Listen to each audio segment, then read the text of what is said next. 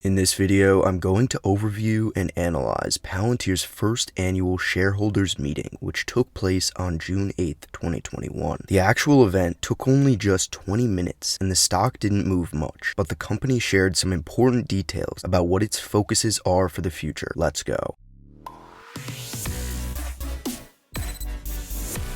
So right off the bat, my initial impression was the absence of CEO Alex Karp. He has not really been a part of quarterly reports nor demo days, yet he's the CEO of the company. Can you imagine Elon Musk not being a part of one of Tesla's presentations? That just wouldn't happen. I understand that Karp is a very busy man, but he's put so much time into this company and getting too much out of it in terms of compensation, not to be involving himself as much as he possibly can. That said, I do recognize how this was, overall, an impressive presentation demonstrating how Palantir's marketing focus is improving. Demo days have been lost amongst investors, even though they are not the only target audience. But the agenda here and complementing video were great in my opinion, since general shareholder meetings are typically dry and longer than they need to be. Sankar led some opening remarks. He spoke about how Palantir is becoming the AWS for so many companies, specifically day zero companies. And this is huge, because we all know how important and valuable Amazon Web Services is, and if Palantir can get even a slice of that potential, that would be remarkable. The reason they're able to say that is because Palantir Foundry is being built upon with companies looking to develop software as a service products, and they're using Palantir Foundry as the operating system for the modern enterprise, because Palantir's vision, what they've been saying in demo days and presentations previously, is now being recognized in that way, as Sankar is able to describe Palantir as being the AWS for these day zero companies. Now, whether or not that is exactly true is up to debate and up to his interpretation, but it is nevertheless great to hear that the companies they are partnering with are receiving Foundry as best they can. And he goes on to talk about Apollo for Edge AI with new micro models being the next evolution of Palantir's software to transform machine learning and decompose tasks to isolation for training, and then multiple models can be chained together. They say they're seeing strong commercial interest here. And now on to the Gotham demonstration. Palantir shared a notional example of the fog of war, meaning the uncertainty, specifically in situational awareness, experienced by participants in military operations. This was a Jason Bourne-esque video, a character which they later reference in the call as inspiration for their work. Gotham crunched through the following: previewing activity models, understanding political interests, surfacing AI recommendations, providing identification models, and assessing the probability of success and risk assessment in real time for various actions. This example is how Palantir Gotham helps make and keep the world a safer place, in their words. In my opinion, this was a surprising demonstration of Gotham. I say surprising because I was not expecting anything pre-scripted like this, but apparently the whole event, except for the announcing of votes, which I will get to very shortly, was pre-recorded. I'll leave a link in the description if you want to watch the full 5-minute clip. And for some more commentary on Gotham, Palantir talked about chaining elements together, making the sum of parts greater than the whole with operational AI, and how Gotham overall helps the US government understand, decide, and act at the edge with ease. The question then becomes, can Palantir help to deter the next great war? And from what I saw in that video, I think it can be a huge asset to the US government, considering how much the US relies on Palantir's technology. So on to the voting. For the board of directors, all of them were elected as suggested. Not a big surprise there. Next, we have the executive compensation. The board recommended the extended 3-year range, which got confirmed. And finally, for the accounting firm confirmation, Palantir successfully ratified the appointment of Ernst & Young LLP as their independent registered public accounting firm for 2021. Overall, no surprises and no material changes from the voting. Usually, these sorts of meetings are for voting for directors, which every company has to deal with, and for bylaws. Palantir has to make this a public affair now that it is, as you well know, a public company. So on to the Q&A. They only took 2 questions, if you can call them that, but the first was focused around product development to deliver alpha with Foundry. Management says how Foundry is light years ahead of competing architectures and corresponding custom solutions. This confidence, while not measurable in technical standards, is the measure of Palantir's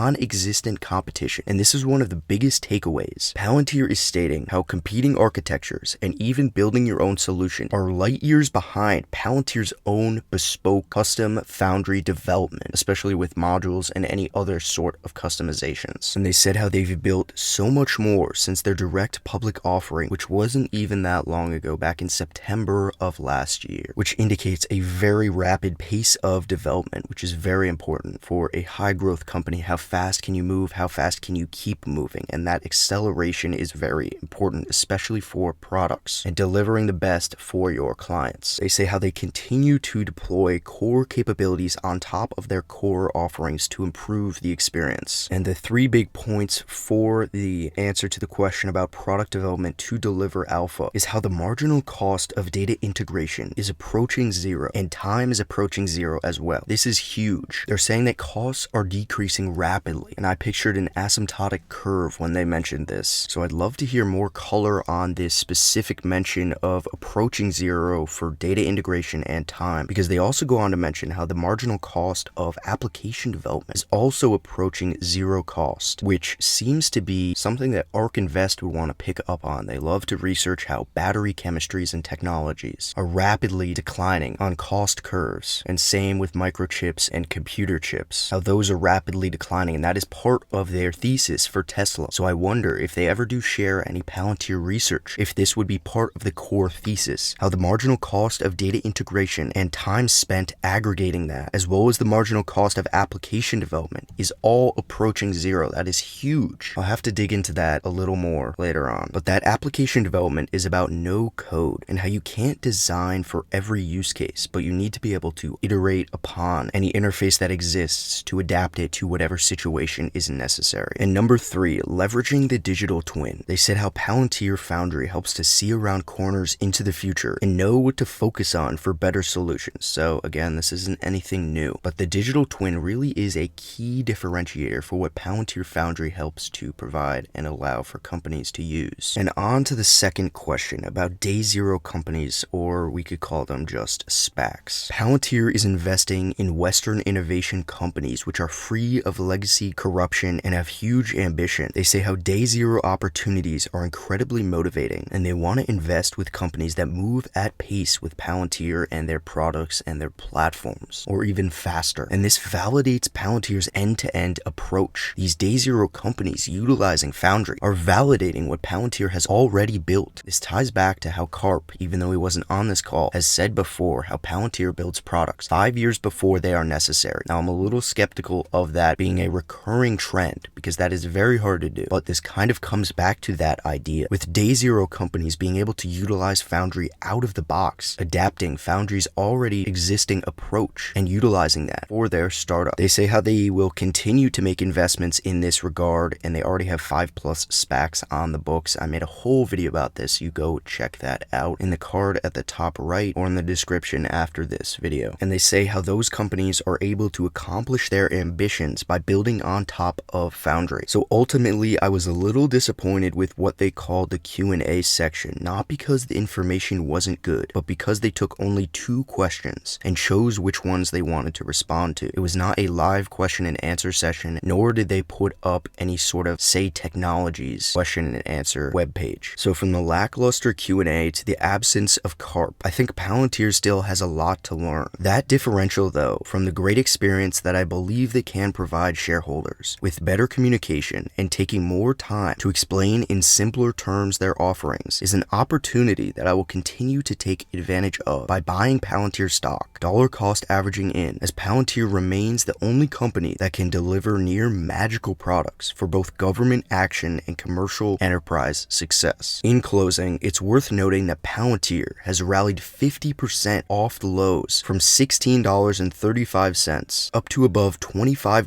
intraday. Earlier in the year, it seemed PLTR wouldn't stop going up, and then it reversed course, getting cut in half. All said, I think the stock is in a healthy place. It gains support, yet isn't rallying on unfounded optimism. I look forward to how improving fundamentals quarter over quarter will benefit PLTR. What are your thoughts? Until next time.